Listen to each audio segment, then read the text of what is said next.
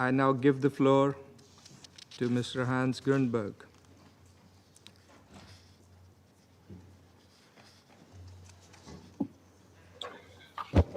Thank you, Mr. President. Mr. President, it has been a deeply volatile and unpredictable period in the region, marked by shifting dynamics and fragile hopes for de-escalation.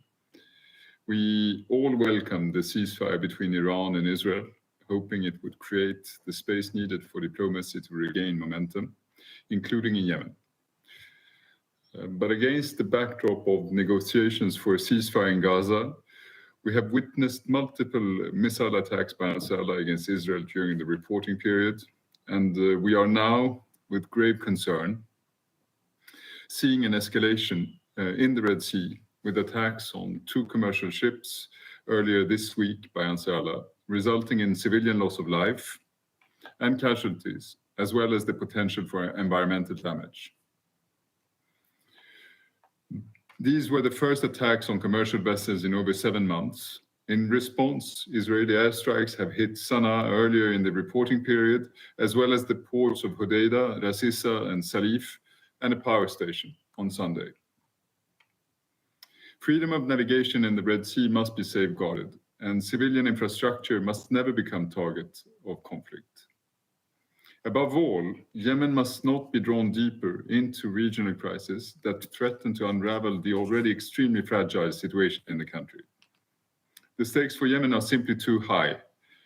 Yemen's future depends on our collective resolve to shield it from further suffering and to give its people the hope and dignity they so deeply deserve. Mr. President, whilst by and large the front lines in Yemen continue to hold, the situation remains fragile and unpredictable.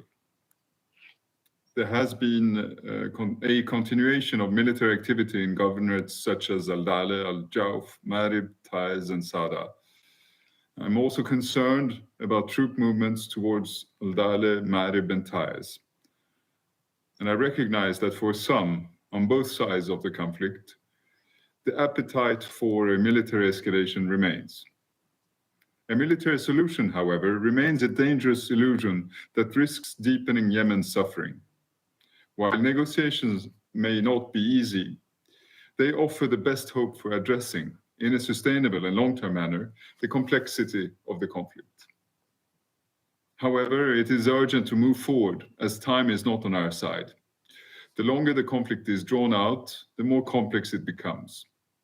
There is a risk that divisions could deepen further, and therefore it is important for both sides to not engage in any unilateral activity to the detriment of all Yemenis. Both sides must signal a genuine willingness to explore peaceful avenues and create conditions for lasting stability. And an important signal in this regard would be the release of all remaining conflict-related detainees, a process that has stagnated for over a year.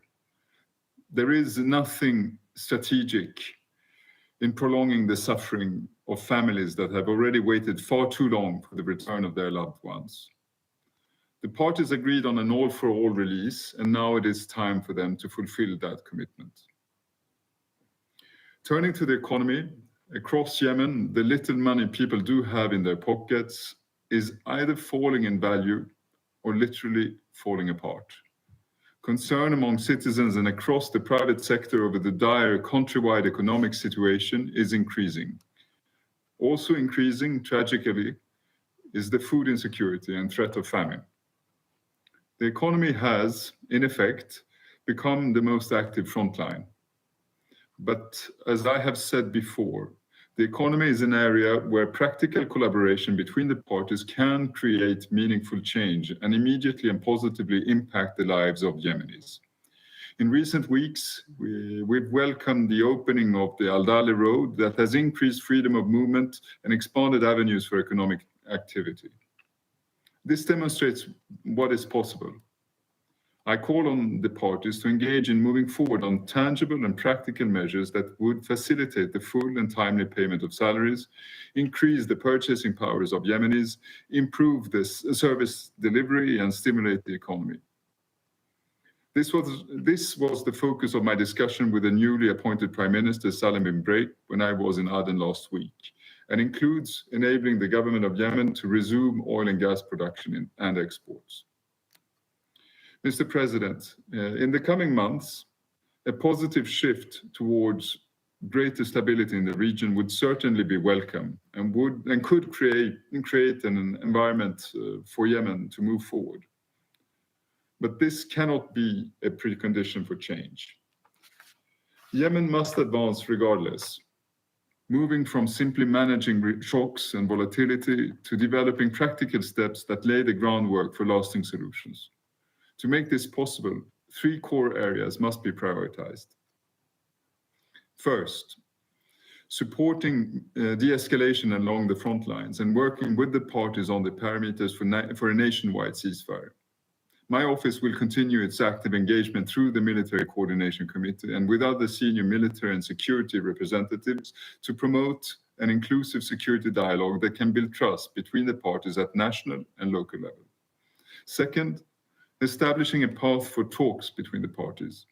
The elements of the roadmap are familiar to you. Alongside a ceasefire are economic and humanitarian measures and a political process. My office will continue to work with the parties at all levels on options to advance progress on these issues. We will also continue expanding our engagement to ensure the broader concerns and aspirations of the Yemeni people are heard and reflected.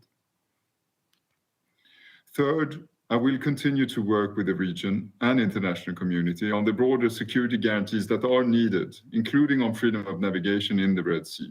First and foremost, Yemenis need to have confidence in any agreement reached. The region and international community, however, also need to have confidence that their concerns are met. This is how we build a durable support structure for a negotiated settlement. Mr. President, within Yemen, civil society and their ability to effect change will also be an important part of that support structure. When I was in Aden, I met with a diverse group of women political representatives, civil society leaders, and grassroots activists. It is their bold and courageous voices, and those of many across Yemen, that compel me to reiterate today the urgent need to preserve and expand civic space. This is critical for the future of Yemen.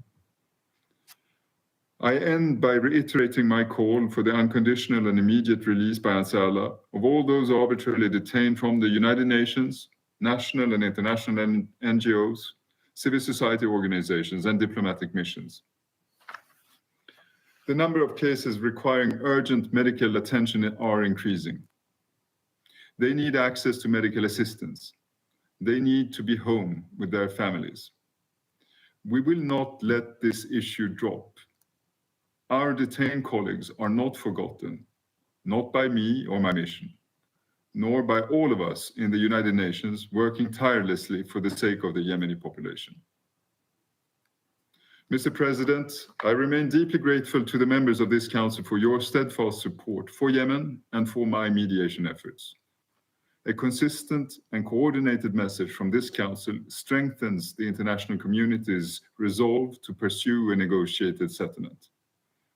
Your continued backing is essential to reinforcing the tools of diplomacy and fostering an environment where compromise, dialogue, and ultimately lasting peace can take root. Thank you very much, Mr. President. I thank Mr. Grundberg for his briefing. I now give the floor